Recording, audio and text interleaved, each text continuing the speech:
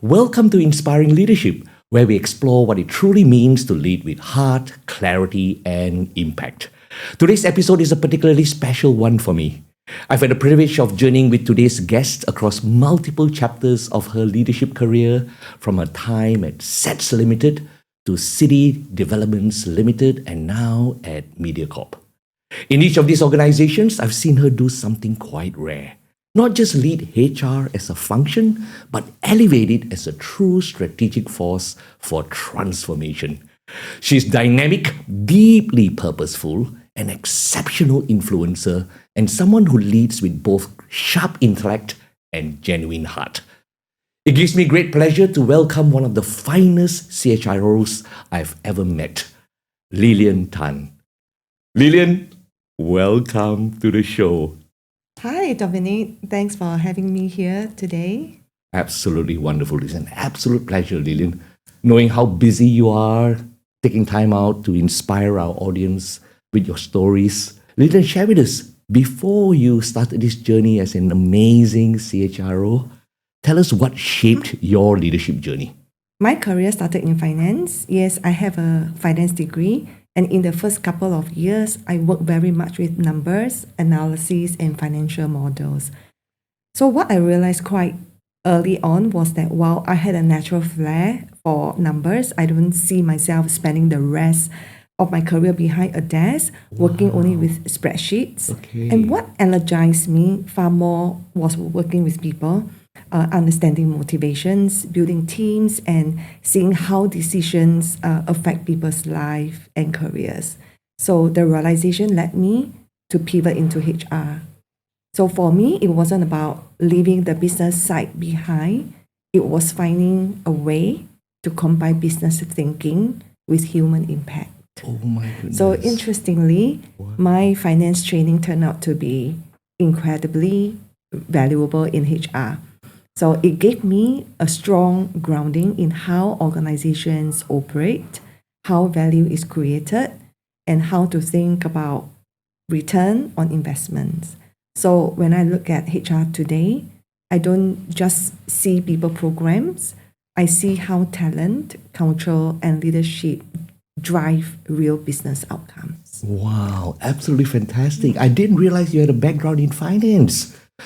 Now I can see why you are such a big picture, strategic in the way you drive the business, not just bringing people along in the journey, but always with a very sharp business nous as well. Thank you. Absolutely fantastic. Lilian, amazing success across multiple industries. One of the things that's so unique about you is that you've brought the same energy across different sectors. CDL is very different from MediaCorp, very different from SETS.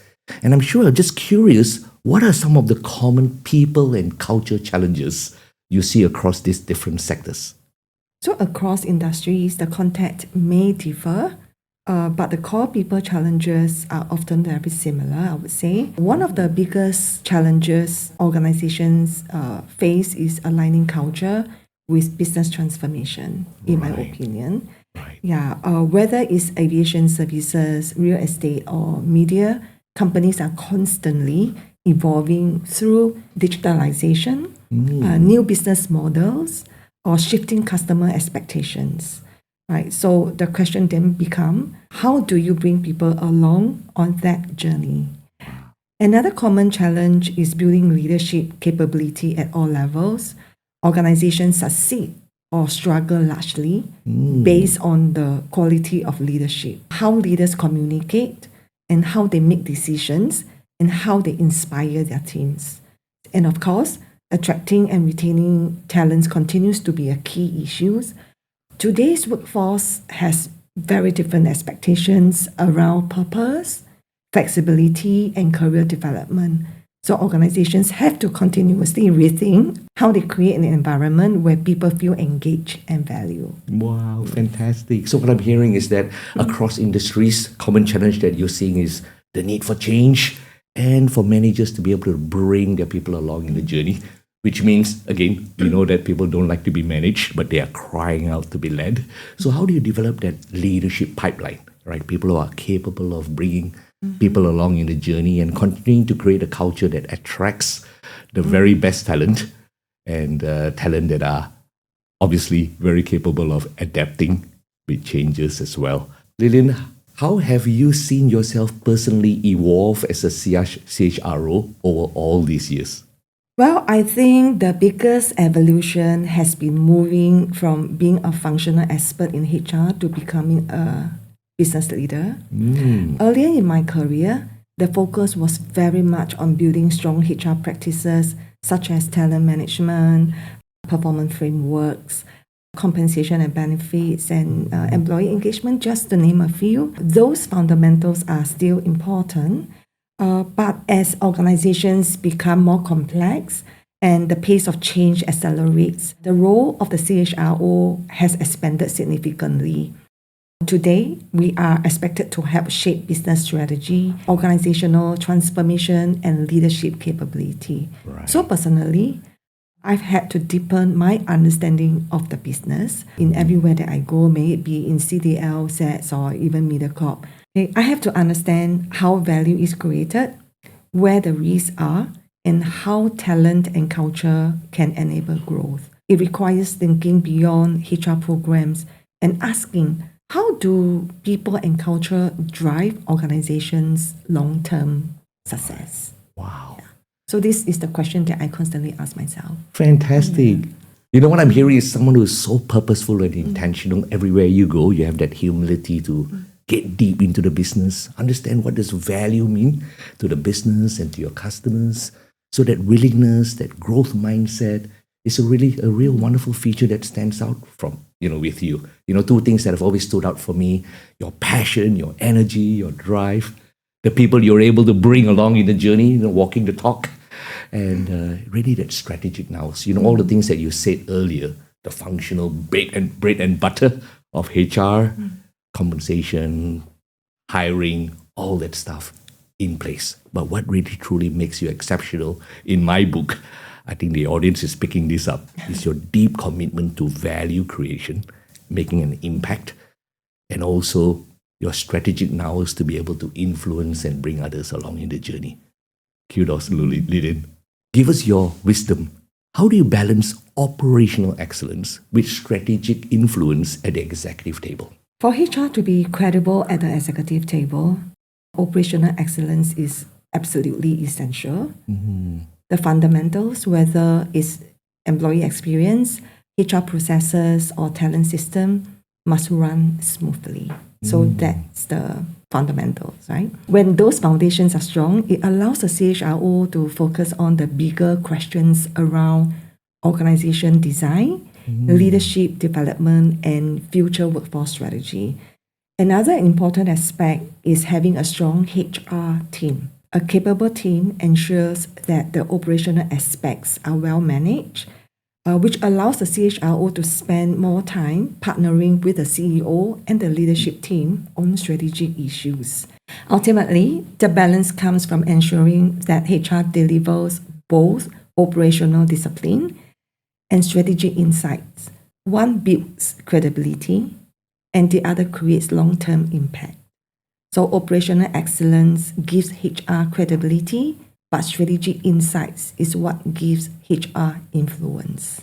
I think the secret of your success is always to make sure that you have great HR teams working with you who are so amazing at the operational excellence, because that clearly frees you up to influence at the executive table. Well, you are just as good as your team. Yeah, so it's about a whole team coming together. Indeed. Yeah. Singing through a same hymn page. When you talk about getting to the executive table, and I've seen you do that so regularly, and yet with many of the organizations that we coach, frankly speaking, the HR sometimes is not invited to be part of the executive table.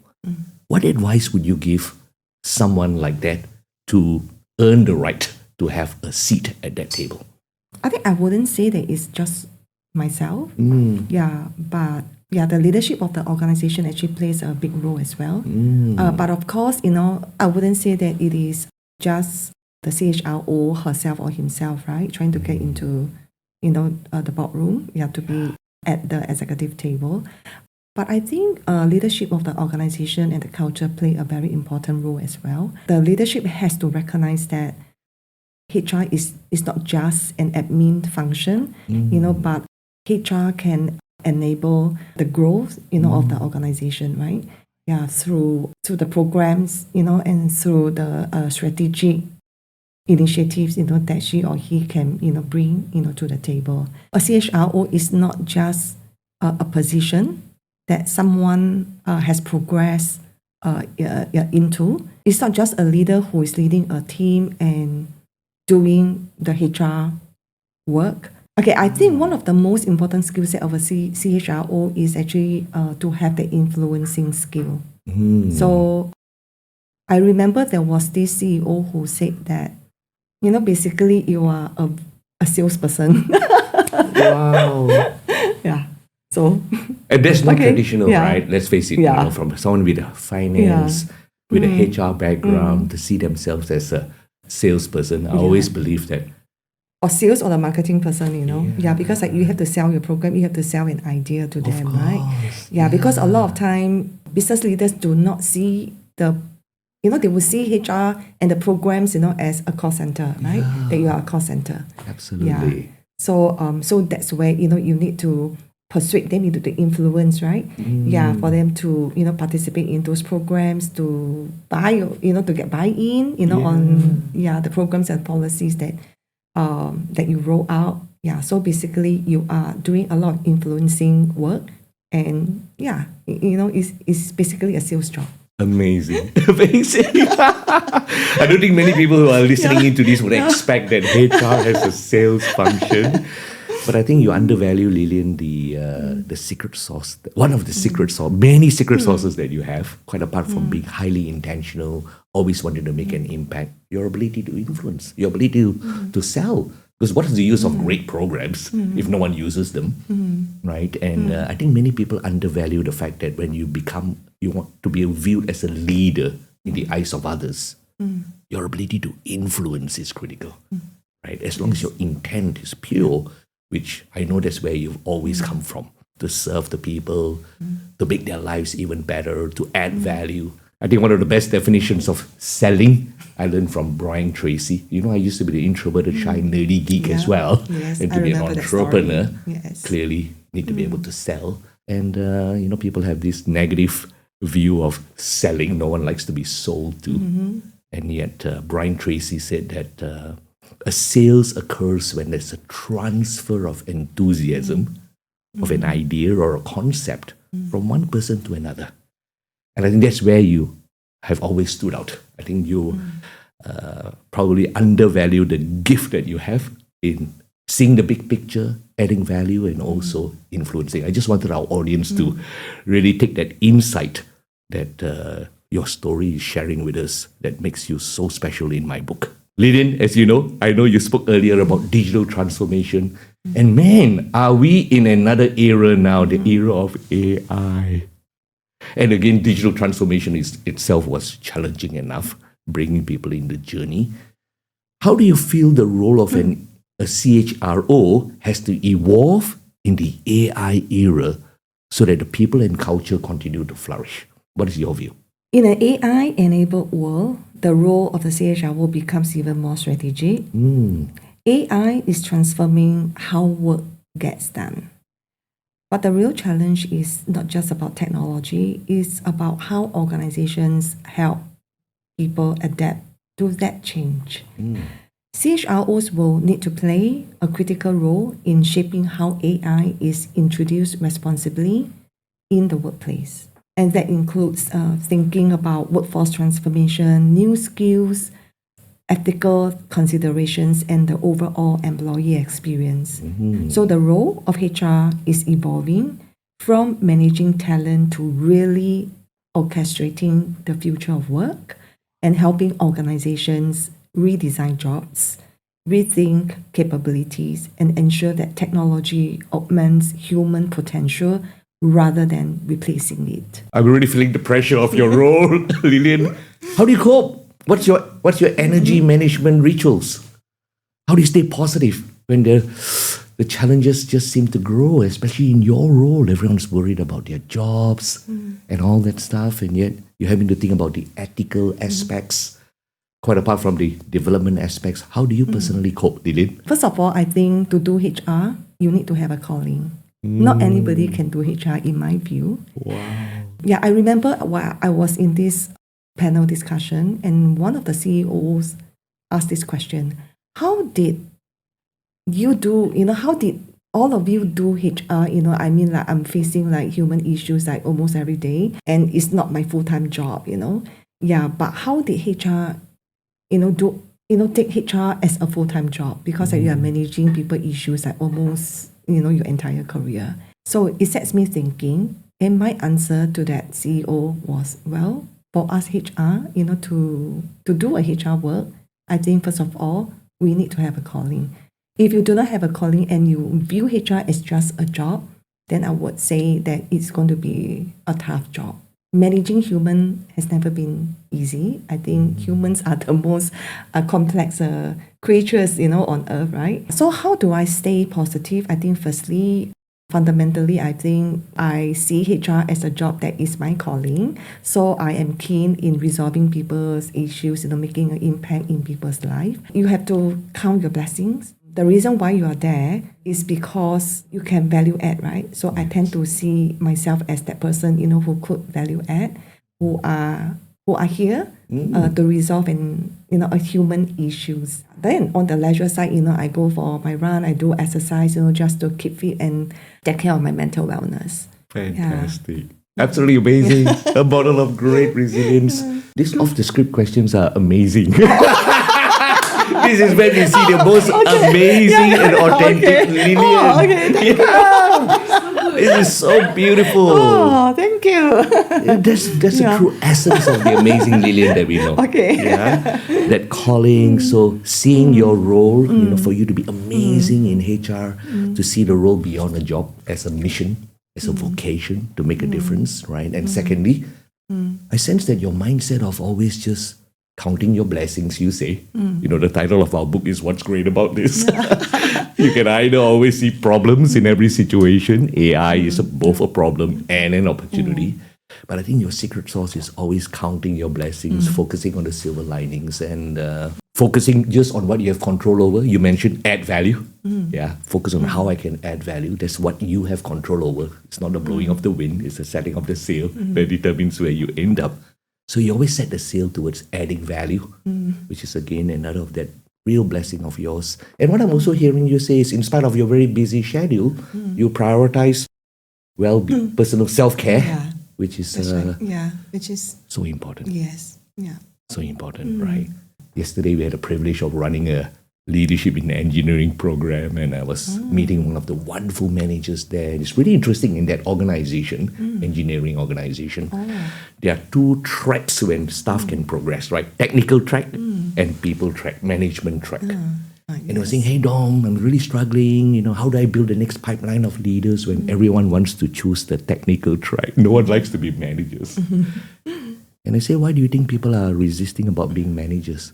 So they look at me and they see that now I've taken the people management role. I have to do both the technical and the people side as well. My work-life balance is short. And yet I think we know the secret to that, right? The ability for managers to go beyond management to leaders who can empower and delegate and also be amazing models, role models of prioritizing self-care. And that's what you do so specially. Right. Yes. Yeah. Thank you for sharing that. What would you say in the era of AI, from your viewpoint as CHRO, are the 3 to 5 essential skills that you look for to build either in your existing staff or when you're looking to hire? What do you think are the top 3 to 5 essential skills? I believe 3 capabilities will be especially important. The first is workplace agility.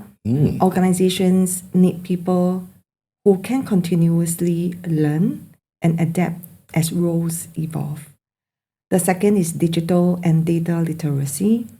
HR leaders themselves need to be comfortable with data, technology, and analytics so that we can make more informed decisions about talent and organizational performance.